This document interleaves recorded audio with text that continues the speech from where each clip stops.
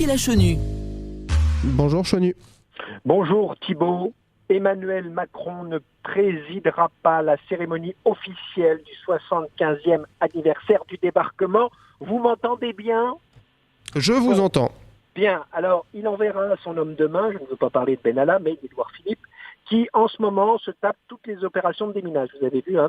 Alors, tollé général dans la dite sphère. Le président aurait-il peur Alors le président aurait-il peur d'envoyer un signal à ceux qui annoncent que la République en marche va être débarquée aux européennes, ou tout simplement craint-il les aléas de la météo? Il faut dire qu'hier il a été servi, hein, vous avez vu, il a été saucé pour le 8 mai sur les Champs-Élysées. Décidément, l'Arc de Triomphe ne lui porte pas bonheur.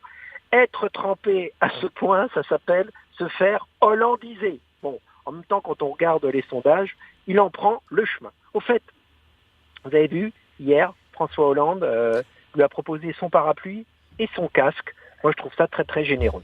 Mais pour revenir à la Normandie, Emmanuel Macron s'y rendra quand même. Et oui, hein, mais pas pour se farcir le prince Charles ou Theresa May, je vous l'accorde, c'est pas très brexitant, mais pour courir après son pote.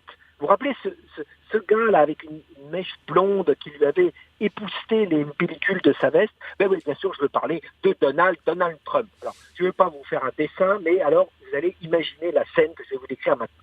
Emmanuel Macron, au pied du clocher de Sainte-Mère, église, essayant de décrocher un rendez-vous avec Donald Trump, qui lui est tout en haut dans les sondages, et qui contemple l'insolente bonne santé de l'économie américaine, lui qui quand même aurait pu s'écraser au sol emmêlé dans ses affaires. Eh bien, il a réussi, tel John Steele, à rester au sommet. Bravo Donald. Alors, regardez bien au pied du clocher, il y a notre petit président à nous qui s'agite en sautillant avec une feuille de papier qui lui crie « Donald, tu me les signes ces accords de Paris ?» Emmanuel, te fatigue pas, il est complètement sourd. Merci Chenu, à demain. À demain. On peut enchaîner avec le Club de la Presse, c'est parti.